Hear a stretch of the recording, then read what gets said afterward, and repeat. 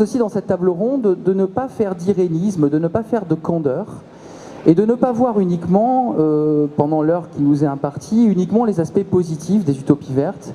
Ce que j'aimerais beaucoup, c'est qu'on voit aussi peut-être la face cachée, l'ombre derrière le verre, le côté argenté de la feuille. On dit que la feuille de l'olivier est verte d'un côté, argentée de l'autre. Et le côté peut-être aussi trompeur d'une certaine idéologie verte qui serait systématisée, sachant que toutes les utopies dans leur histoire sont des utopies toujours fondées sur une idée, voire une idéologie. Alors merci à vous trois d'être présents. La première chose pour commencer, tout simplement, je vais peut-être commencer par Luc Skeuten, et on va pouvoir montrer ce qu'il nous a amené. Le vert, c'est une couleur dominante dans ton œuvre. L'utopie verte, tu en es peut-être même l'un des précurseurs. Aujourd'hui, on en parle beaucoup, mais toi, ça fait longtemps déjà que tu as mis le vert au centre de l'utopie. Alors, est-ce que aujourd'hui, après toutes ces années déjà d'expérience, d'expérimentation, est-ce que le vert reste désormais et définitivement la couleur du bonheur et la couleur de l'utopie? Peut-être pour commencer, on peut lancer les images de la régie. Voilà. Oui, peut-être la première réflexion, c'est de se dire qu'il y a une sorte d'évidence quand on parle de végétal, de vivant, d'utiliser la couleur verte. Et bien souvent, je me suis amusé, et ce n'est pas le cas dans ce qu'on voit ici, mais à montrer des cités végétales vertes avec d'autres couleurs que le vert. Parce que c'est tellement convenu que c'est parfois intéressant de changer d'optique et de... Parfois, je les ai travaillés en bleu et jaune, par exemple, qui mélangés font du vert, bien entendu, mais quand on les sépare, c'est encore un autre effet. Et pour répondre à cette question, le principal, c'est de commencer par dire quel est l'objectif de ce travail. On parle énormément du futur, actuellement, de plus en plus, avec des images, avec des idées excessivement anxiogènes, en montrant le pire qui pourrait nous arriver. Moi, ça me fait très fort flipper, ça, de se dire que la seule perspective d'avenir que l'on a est aussi négative. Alors, à force de nous dire cela, ça décourage complètement les gens et ça n'est certainement pas motivant pour essayer de voir qu'il y a d'autres possibilités. C'est certainement une des principales raisons du travail que j'ai réalisé, c'est d'essayer de faire l'exercice de se dire mais si c'est pas le pire qui arrive, si c'est le meilleur, à quoi ça pourrait-il ressembler? Pas que je pense qu'il va nous arriver le meilleur, mais simplement visualiser ça. Dire si on fait les bons choix au bon moment, à quoi peut-on espérer arriver un jour? Je vais prendre la télécommande pour pouvoir passer les images un instant. Voilà. Voilà. Donc, cette idée est pour moi importante de partir d'abord de ce que nous avons d'existant, dire que imaginer un futur à partir de rien me semble pas tellement réaliste. Pour moi, le développement durable, être efficace par rapport à ce que nous sommes aujourd'hui, ce que nous pouvons devenir, c'est essayer de faire ce parcours vers quelque chose de complètement différent qui nous propose un monde existant qui mute progressivement vers l'intégration du vivant en tant que matériau de construction. Ici, vous voyez des images de ce que pourrait être une ville telle que celle que nous connaissons ici, ailleurs en Europe, avec des bâtiments qui n'ont pas été rasés, mais qui se sont vus maintenant complétés par des nouvelles structures, par une sorte de peau. J'aime beaucoup ce mot peau parce que ça évoque le vivant, puis ça respire, ça transpire, ça crée. On reste en relation avec son environnement. Et j'ai imaginé que les toitures pourraient devenir des sortes de promenades vertes qui permettraient de se déplacer dans la ville en ayant accès à l'horizon, à des jardins collectifs qui permettent une autre manière de se déplacer, mais surtout trouver une qualité de vie dans la ville qu'on a du mal à trouver et à imaginer aujourd'hui. Alors, ces villes que je dessine, j'essaye d'y mettre les éléments qui nous manquent le plus. Ce lien avec notre nourriture. Vous savez, les villes ont de tout temps été excessivement résistantes à beaucoup de choses parce qu'elles étaient en grande autonomie. Actuellement, nous avons une autonomie alimentaire dans nos villes d'une semaine maximum. Ce qui veut dire que quand on se trouve face à un gros problème, les circulations ne se passent plus, les voitures, les camions ne roulent plus, on n'a plus à manger. Qu'est-ce qui se passe quand on n'a plus à manger dans la ville? Ça devient vraiment grave. Donc j'ai imaginé qu'on pourrait facilement transformer nos villes actuelles sans énormes changements en des apports alimentaires. Faire des toitures potagères avec des vergers, des poulaillers, avoir des serres, toutes sortes de choses qui permettraient d'avoir un complément alimentaire. Ça ne veut pas dire simplement qu'on peut vivre en complète autonomie, mais en tout cas en grande partie. Et ça, c'est la ville résiliente. Mais ici, un dessin de Nantes qui a été fait pour une exposition précédente, mais qui montre ce que pourrait être cette ville d'ici 100 ans. C'est un dessin que vous devez connaître, mais que je montre en rappel de ce qui a été fait précédemment. Le même exercice sur Lyon, où toutes ces toitures sont connectées et deviennent des sortes de réseaux qui permettent de communiquer à un autre rythme, mais dans une atmosphère où toujours on a gardé une grande partie de ce qui est existant et on l'a fait muter vers autre chose. Ces grandes barres d'habitation excessivement systématiques, très géométriques, sont devenues des choses beaucoup plus vivantes où chacun a pu ajouter différents éléments qui permettent d'intégrer quelque chose qui est plus relié à la vie. J'ai appelé ça des sortes de greffons, de modification des espaces existants vers des choses beaucoup plus axées sur l'intégration d'éléments qu'on va prendre dans le vivant. Parce que finalement, si on regarde les ressources que la planète a, d'ici une centaine d'années, la plupart des matériaux de construction que nous utilisons aujourd'hui auront disparu. Qu'est-ce qu'on fait quand on n'a plus d'aluminium, quand on n'a plus de zinc, quand on n'a plus de fer, ou de moins en moins, pour pouvoir continuer à construire avec une civilisation industrielle? Je pense qu'il est temps maintenant d'imaginer ce qu'on peut faire avec le seul matériau qui est complètement inépuisable sur la planète. C'est tout ce qui provient du vivant. Un arbre, c'est une merveille dans la manière dont il se développe, et il a besoin pour ça uniquement d'énergie solaire, de nutriments dans le sol et d'eau de pluie. Et à partir de là, on a des structures magnifiques. Donc on peut très bien imaginer des villes entières qui partent d'éléments qui ont poussé et qui donnent des formes d'habitation qui sont refermées après cette structure portante par des membranes transparentes, translucides, qui captent l'énergie solaire, qui la stockent, qui s'isolent en même temps du froid. Toutes sortes de choses qui peuvent être imaginées à partir simplement d'organismes vivants. Merci Luc, merci pour cette belle présentation. C'est un joli cadeau qu'il vous fait en plus de venir avec la présentation de ses œuvres principales.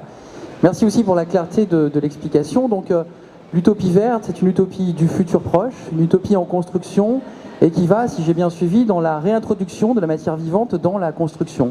Ce qui me fait un lien tout à fait clair avec l'œuvre de Vincent. Donc Vincent, ce que tu nous présentes ici, les cités fertiles, est-ce que ce sont des cités végétales proches de celles de Luc? Est-ce qu'il y a une différence fondamentale dans ton travail? Ou est-ce que vous avez la même conviction que l'utopie se construit, je dirais, pratiquement étape par étape, du toit, des fondations jusqu'au toit? Donc, je suis belge et architecte, tout comme Luc Skeuten, qui est une figure très importante en Belgique de l'architecture végétale et de l'architecture écologique, qui fait suite historiquement aussi à l'architecture Art Nouveau de Bruxelles, qui était la première architecture de Victor Horta, de Paul Anka, à s'inspirer des formes de la nature. Et depuis maintenant un siècle, on essaye de ne plus simplement s'inspirer des formes de la nature, mais véritablement de s'inspirer des process pour construire des cités végétales, des cités fertiles, des cités arborescentes, qui s'inspirent des structures de la nature, mais également de ces process pour transformer la ville en un écosystème qui puisse générer sa propre énergie et recycler ses propres déchets. La ville devient donc métabolique, la ville devient donc fertile, la ville devient donc nourricière. Je partage également avec Luc Skelton le positivisme de dire depuis 10 ans, on est assailli par des documentaires complètement anxiogènes sur le résultat de l'activité anthropique sur la planète qui a complètement déréglé le climat. Et je pense qu'à partir de ce carrefour de crise écologique et de crise économique dans lequel nous sommes plongés dans une certaine noirceur, ma génération, on est vraiment, en fait, on a de l'or entre les mains pour inventer un futur beaucoup plus intelligent, hyper dynamique, hyper positif, par l'association de l'ingénierie, c'est-à-dire des sciences développées par les hommes, et par le laboratoire de recherche et de développement offert par la nature depuis 3,8 milliards d'années, qui a fait le tri en ne gardant qu'1% des espèces vivantes les plus intelligentes que l'on analyse dans leur forme, dans leur structure, dans leur process pour les réintégrer dans notre architecture. Je pense donc que nous vivons actuellement la 3e grande révolution industrielle de la planète, où chaque révolution industrielle est toujours la conjonction d'une nouvelle technologie de communication alliée à une nouvelle source d'énergie. On a eu par exemple l'ère du charbon, qui a permis d'inventer la locomotive, d'inventer le nomadisme, le fait de découvrir de nouveaux territoires. On a eu ensuite l'ère du pétrole, qui nous a permis d'inventer l'automobile, automobile qui a ramifié nos villes par un réseau d'autoroutes, par tout un réseau de transport, qui a commencé depuis les années 60 à opposer la ville et la campagne. Et dans la prolongation de Luc Skelton, je pense que nous sommes dans la 3e ère de l'urbanisation, où nous rapatrions la nature dans la ville, où nous rapatrions la campagne dans la ville. Donc il ne s'agit pas d'avoir simplement des bâtiments peints en vert avec quelques murs végétaux, il s'agit véritablement d'avoir une nature active, une nature métabolique qui crée l'énergie, qui la recycle.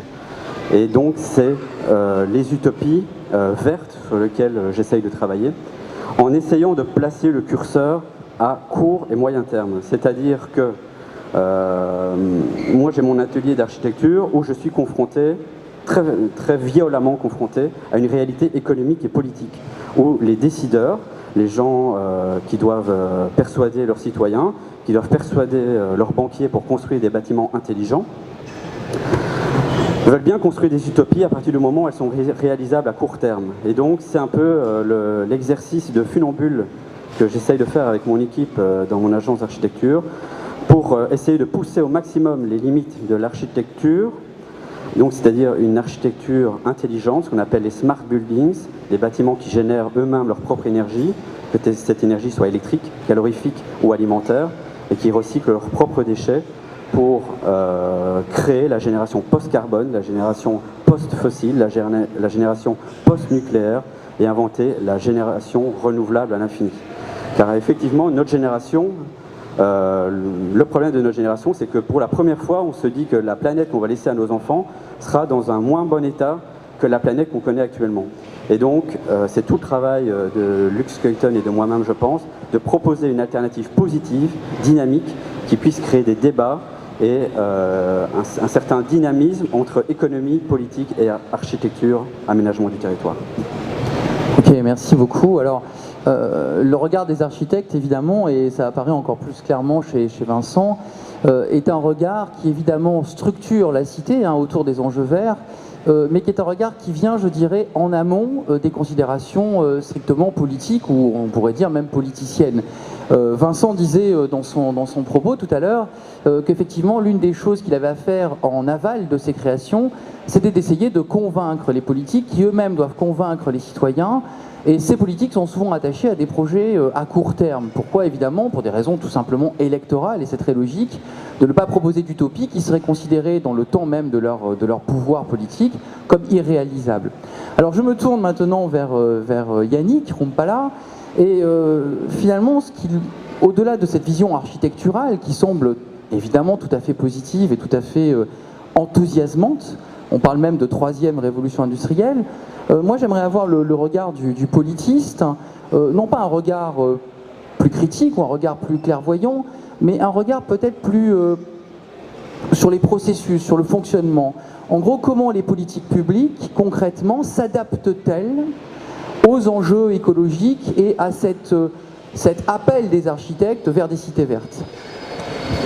Alors, je vais peut-être plutôt décaler ta question, et en revenant d'abord sur l'expression utopie verte, dont on peut considérer qu'elle est tautologique. Enfin, une utopie, on peut penser qu'elle doit être forcément verte. Si elle intègre les contraintes environnementales, écologiques, une utopie est forcément verte. Donc de même qu'on parle d'alimentation biologique, c'est une expression qui est tautologique. L'alimentation devrait être forcément biologique. Alors, pourquoi je dis ça? Parce que la question, c'est la manière dont on intègre les contraintes écologiques. Et on l'a un petit peu senti dans le débat qui vient de se lancer. Un levier, par exemple, important, c'est le levier technique. Qu'est-ce qu'on accorde comme place à la technique dans les changements qui, effectivement, sont censés intervenir? Est-ce qu'on va vers plutôt une forme qui serait high-tech ou plutôt une forme qui serait low-tech?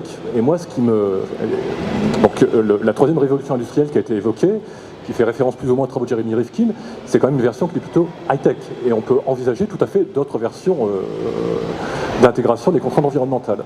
Alors pourquoi je dis ça aussi? Parce que de manière assez amusante, les dessins qui ont été proposés proposent plutôt des grandes agglomérations urbaines.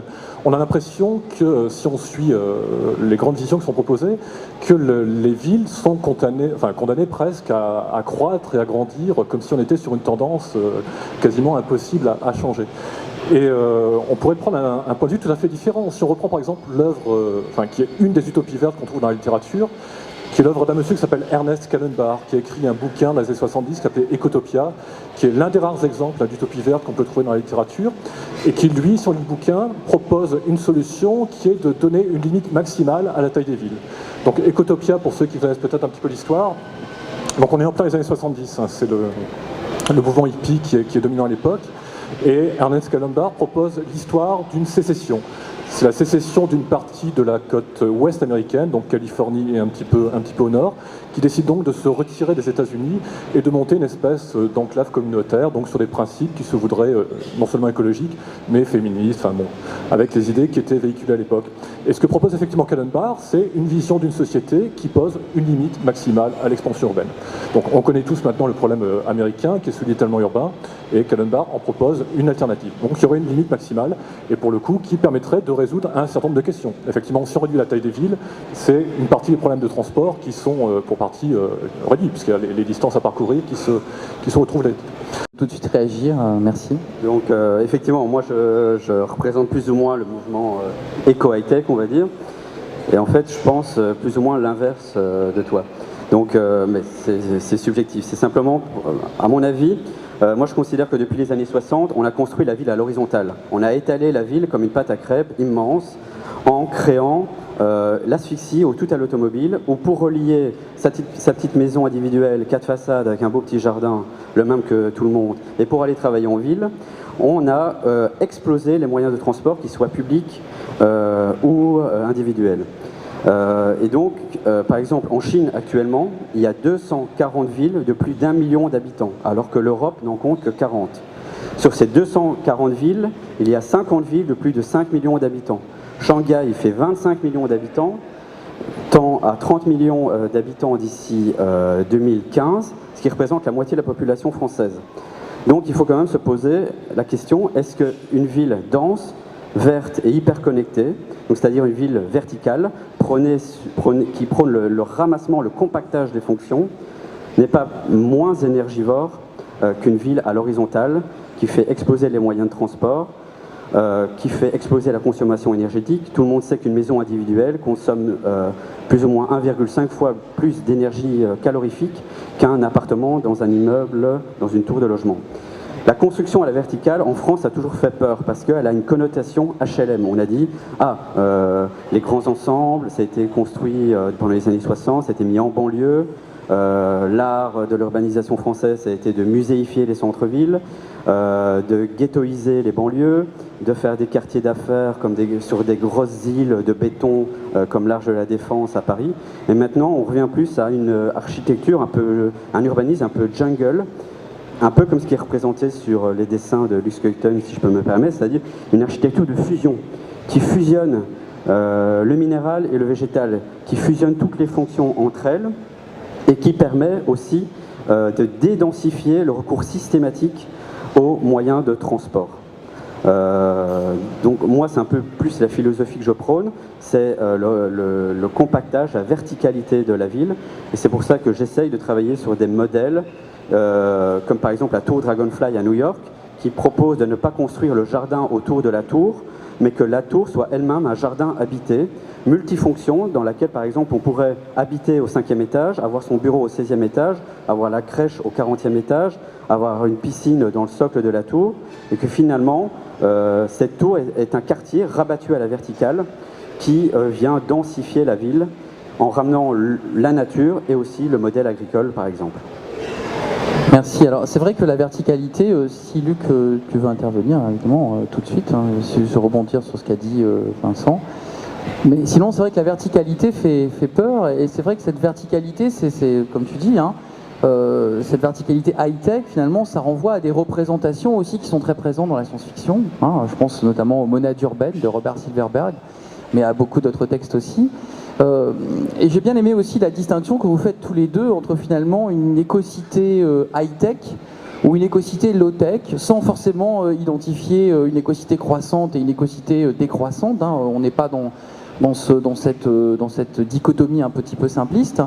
Mais moi, je me pose quand même la question, enfin, à tous les trois, avant de revenir après peut-être dans un deuxième temps sur les racines de l'utopie, économiquement, on a là une petite présentation avec la consommation, l'économie, la communication. Économiquement, dans ces projets-là, est-il possible d'avoir de tels projets de cité verte, donc d'utopie verte à brève échéance, dans les économies, entre guillemets, sinistrées que nous avons aujourd'hui, dans les économies en paralysie, du moins largement dans notre zone, en tout cas géographique. Du coup, n'y a-t-il pas une inversion dans le monde, dans la géographie de l'utopie verte? C'est-à-dire, est-ce que finalement, nous sommes capables, sommes-nous capables aujourd'hui de créer des utopies vertes high-tech ici en Europe? Oui, moi je pense que c'est même la seule solution. Si l'utopie n'est pas verte, je ne vois pas quelle autre forme elle pourrait prendre. Mais j'aimerais peut-être essayer de clarifier un tout petit peu le débat pour commencer par parler de quelque chose qui peut être sujet à pas mal d'erreurs de conception.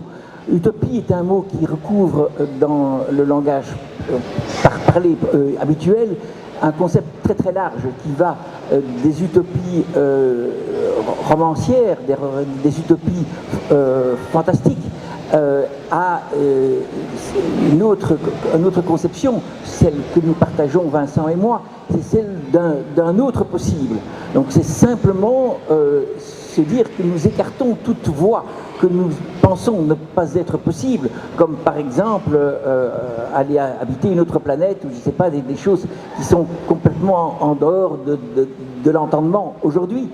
Mais même dans un avenir plus ou moins lointain, si on veut se ramener à une certaine réalité, nous avons une planète, c'est elle que nous devons trouver les vraies solutions. Donc, dans cette idée-là, simplement explorer les possibles qui n'ont pas encore été explorés, parce qu'on a pris notre voie. La voie de l'industrie est une voie qui est très différente de celle des utopies que nous présentons.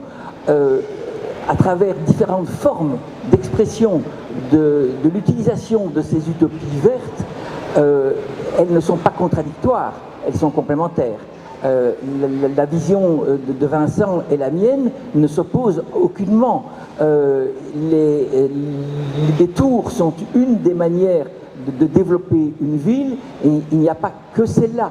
Et montrer l'ensemble des éventualités font partie de notre travail. C'est essayer de voir que l'on peut poursuivre des voies différentes qui peuvent avoir leur cohésion, leur cohérence en fonction des paramètres qu'on va prendre en considération et de la manière dont on va se projeter dans ce futur. Mais pour moi, l'essentiel est de bien Imaginez que dans un lieu comme celui-ci, celui des Utopiales, beaucoup de choses ont été présentées et qui ont beaucoup d'intérêt, mais qui sont dans le domaine plus du fantastique, dans un imaginaire débridé. Et puis il y a d'autres choses qui se veulent être très accrochées à une réalité.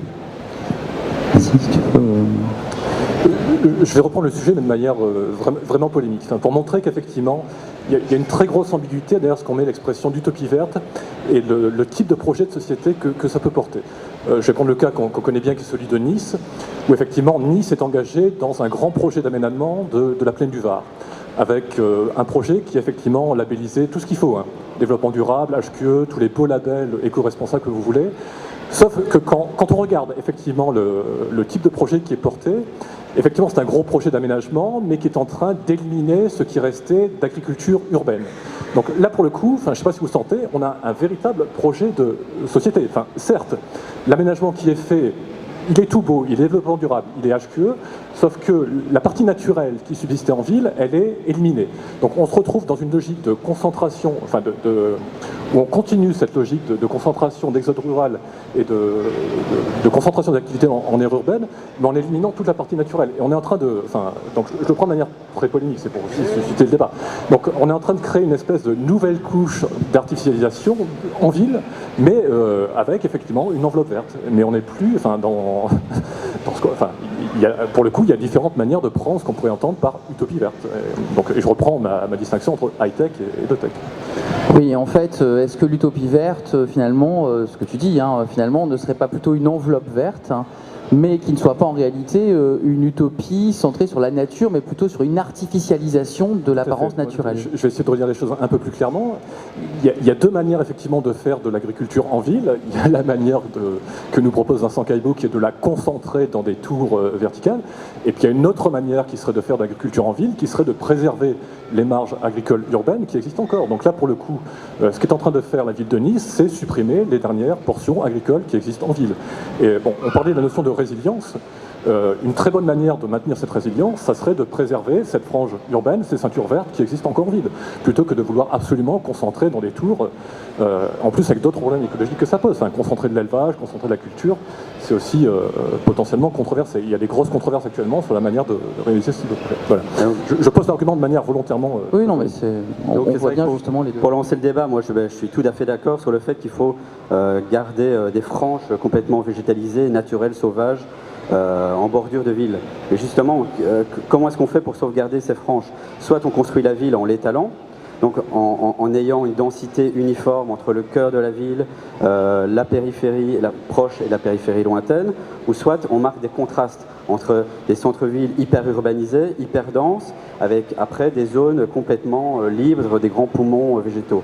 Donc je pense que c'est pas du low-tech ou c'est pas du high-tech, l'idéal c'est toujours l'équilibre, c'est le medium-tech, je sais pas comment on pourrait appeler ça.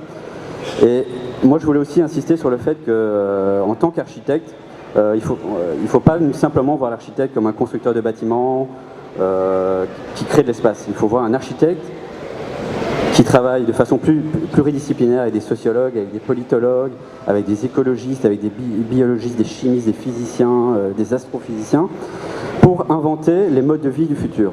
C'est-à-dire que actuellement, en fait, personne ne remet en question notre mode de vie. Le fait d'avoir chacun un habitat individuel, d'avoir chacun un travail, de dissocier les deux. Donc nous, on essaie de remettre ça en question, de dire est-ce qu'on peut ramener justement l'agriculture dans la ville, venir faire des fermes verticales. On travaille actuellement avec le MIT à New York, la section biologie, pour savoir si dans les pays émergents, pour réduire la boucle des flux import-export de marchandises et les gaz à effet de serre qui en découlent, il ne serait pas plus intéressant de venir étager les champs d'agriculture par des potagers, des vergers suspendus au cœur de la cité, avec un système d'irrigation qui fonctionne en flux fermé, avec une production d'énergie décentralisée, c'est-à-dire que le bâtiment est lui-même une propre centrale énergétique qui fonctionne de façon autonome, autosuffisante. Et donc c'est par exemple un des paradigmes sur lesquels on travaille. La réintroduction de l'agriculture dans la ville, qui n'est pas l'introduction d'une nature décorative, d'une nature cosmétique, mais véritablement d'une nature qui produit des richesses alimentaires, biologiques, qui fait en sorte que la ville produit elle-même sa propre énergie là où on la consomme. Ça s'inscrit dans la logique des locavores.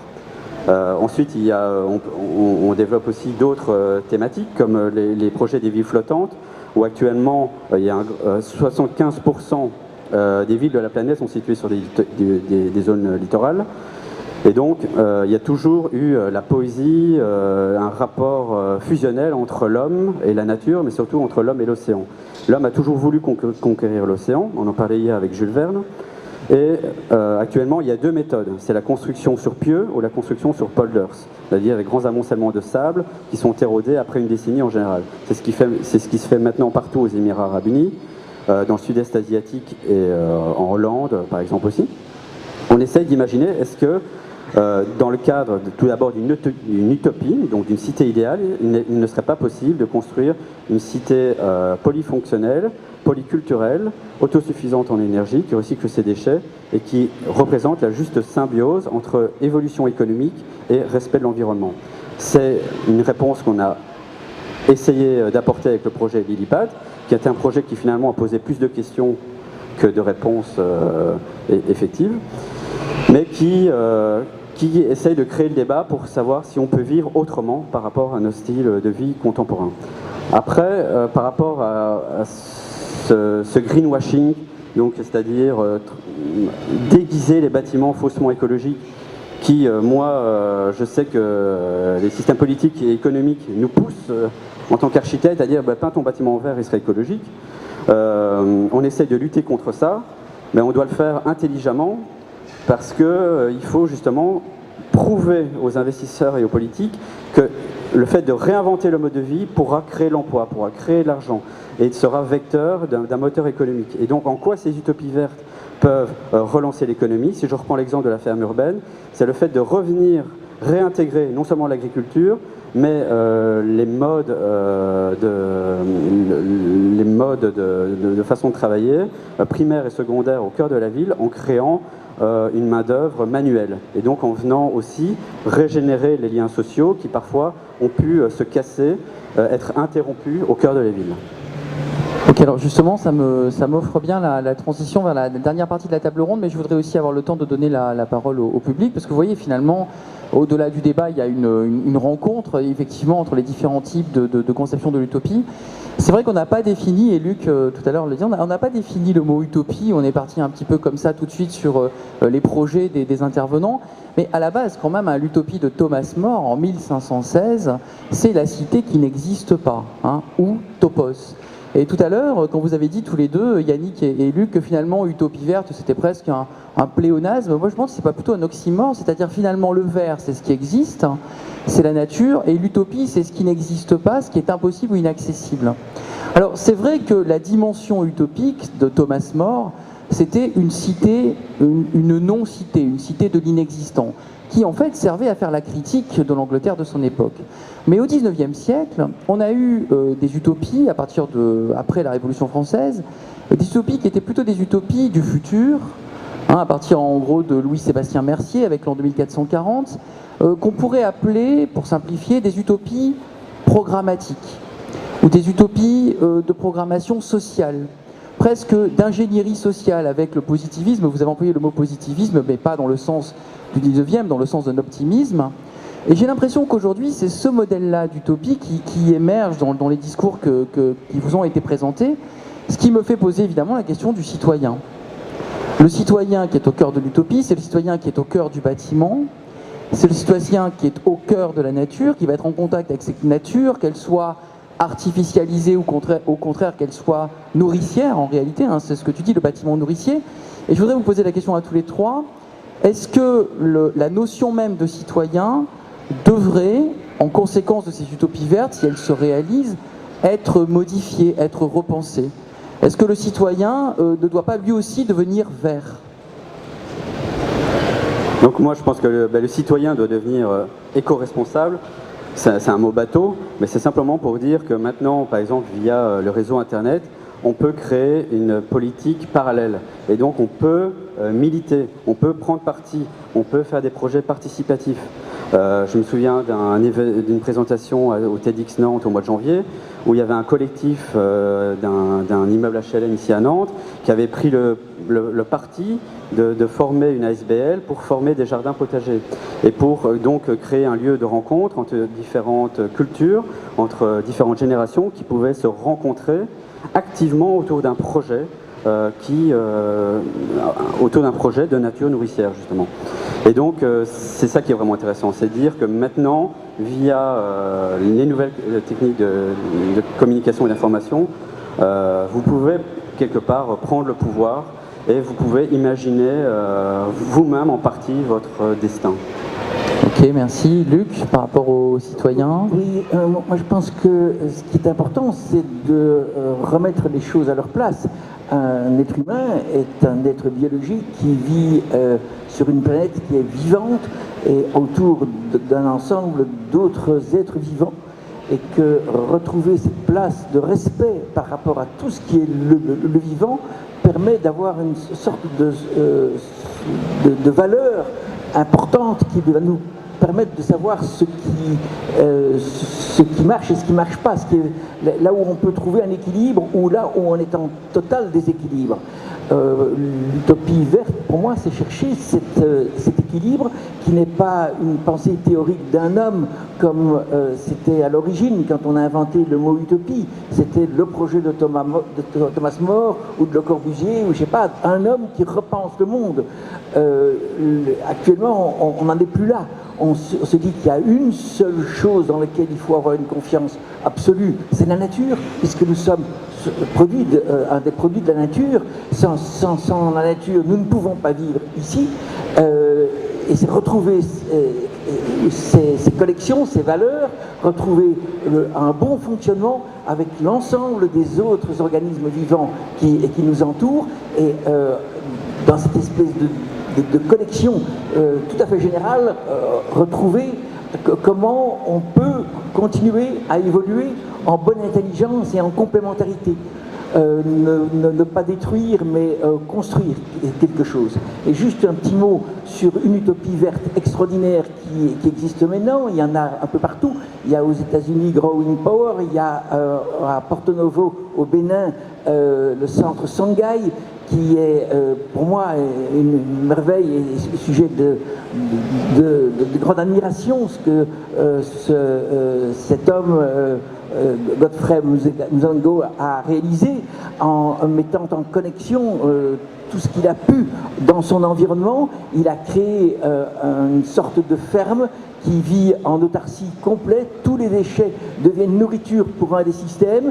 Il fonctionne en boucle avec un résultat absolument remarquable, parce qu'ils arrivent à produire tous leurs besoins essentiels, y compris leur carburant. Ils font leurs outils eux-mêmes, avec tout ce qu'ils font sur leur propre terrain de quelques hectares, en simplement mettant en connexion l'ensemble des éléments. Et des exemples comme ça, il y en a de plus en plus de gens qui réfléchissent dans des systèmes en boucle. Merci. Yannick, le citoyen vert, un super citoyen, alors je dirais, là aussi, faire attention aux ambiguïtés. Enfin, effectivement, il y a un aspect citoyen.